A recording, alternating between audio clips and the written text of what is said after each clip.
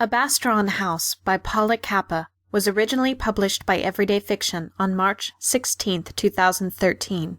This story is read by Folly Blaine and licensed under Creative Commons Attribution, Non-Commercial, No Derivative Works.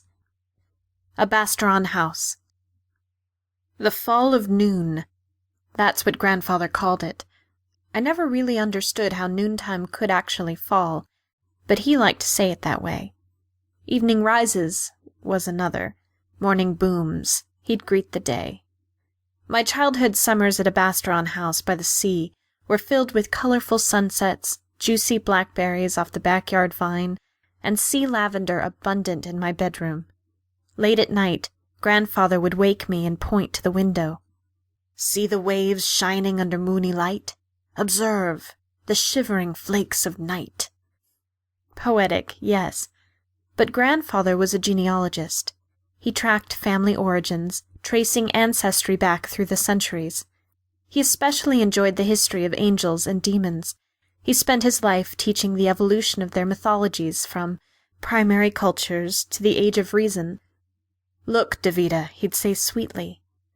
The sea's wind leaves ancient face prints on the windows. There. Do you see them? I never saw any faces. Just salt-caked streaks. My name is Davida Kipling Livingston, and everybody called me Kip, except Grandfather. What were you dreaming, Davida? Did Duma protect you? Duma is the angel prince of dreams, and awarded the job of guarding us against nightmares. One day, Grandfather asked me to paint a picture of Duma. I had just turned 14, and drew the angel with spiky blonde hair, gigantic green torch eyes, skull-faced, and dressed him in a black tuxedo jacket with guitar-shaped hips. Purple and black background gave it a punk rock star quality that I adored. Grandfather wasn't pleased. What did he expect, wings? He did. So I added a bunch to Duma's back, designed like jail bars with chains and padlocks. He hung it upstairs in his attic study, but I knew he didn't love it like I did. At precisely the fall of noon every day, Grandfather would walk the sand dunes along the upper beach. With the sea rocking and seabirds calling, I'd watch him from the attic study window. It was a hatched window at the top of Abasteron House, and the view pulled the eyes out far and wide.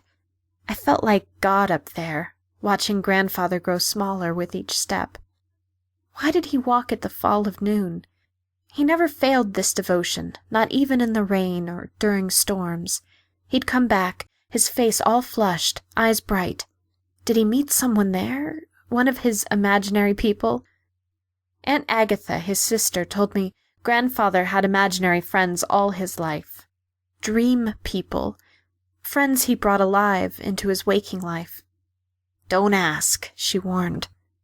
One day I secretly listened at his attic door. Rizzle, rizzle. When I heard this hissing from Grandfather's study, I dared not enter. Menacing growls, odd flapping. My heart jumped, my legs trembled. Scratch, scratch, rizzle, rizzle.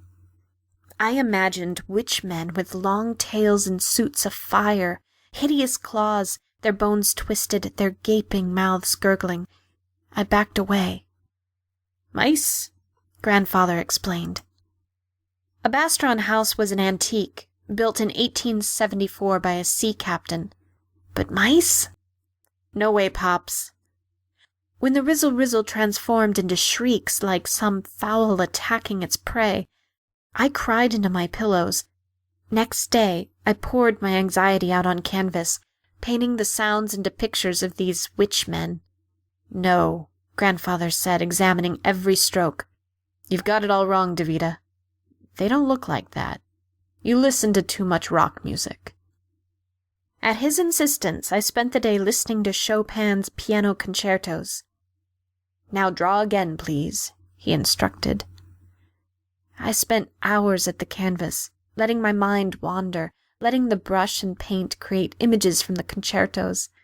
Suddenly there was a golden staircase by a river with vine-wrapped trees. Some kind of wild ghost gods floated down the spiral steps. I was astonished. "Who are they, Grandfather?" "Pioneers," he suggested. "No, they're not pioneers." "No? Who then?" "Are they your dream friends, Grandfather?" He laughed. "No, my pet.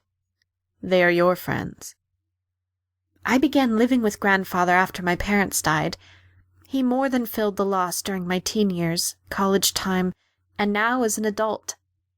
The day he died, Grandfather walked the dunes at noon, the winter sun tilting over his head. I watched him from the hatched window. He shuffled along, his heart slow and failing. My whole life, Grandfather had forbidden me to walk with him at noon. We'd walk on the beach, but only at sunset.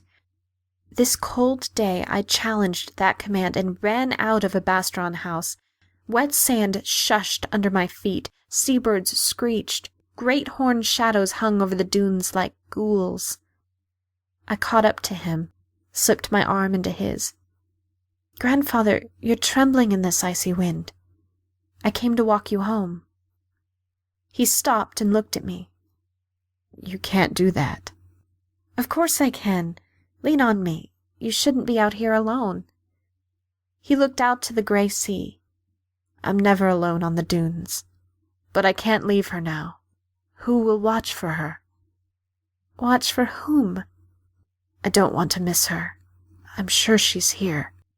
"Who do you come to see here every day all these years?" "Abasteron." "Abasteron? The angel of the 5th hour after sunset?" "You remember your lessons well, Davida. Do you see her?" "Grandfather, I see no one here." "She'll come. Abasteron guards night. She visits day." "Is she one of your dream people? Will you watch for her, Davida?" "Of course. Come home now." Hours later he passed peacefully, his last words whispering, "Abasteron." I stayed on at Abasteron house. I painted, listened to Chopin's concertos, and walked the dunes. Like Grandfather, I never actually saw the angel Abasteron. The attic study grew silent. Grandfather's dream people all gone now. Then one night, under the moony light at my window, I dreamed of a firehawk, hooked wings, bony claws, greedy teeth plunged out, grinning with rage and flying at me from the shivering flakes of the night. Rizzle, rizzle. I bolted awake. Great horned shadows advanced. The author, Paula Cappa, is a published short story author, novelist, and freelance copy editor. Her short fiction has appeared in Smoke Long Quarterly, Everyday Fiction, Fiction 365, Twilight Times, and in anthologies Human Rights Literary Journal and Mystery Time. Her writing career began as a freelance journalist for newspapers in New York and Connecticut. Abasteron House is the prequel to her debut novel, Night Sea Journey, a tale of the supernatural, which launched in October 2012. The Dazzling Darkness, her second novel, has just launched this spring in 2013, and both ebooks are available on Amazon. She writes a weekly fiction blog, Reading Fiction, Tales of Terror, on her website. That's paulacappa.wordpress.com, paulacappa.wordpress.com. Your reader, Folly Blaine, lives in the Pacific Northwest. Thank you very much for listening.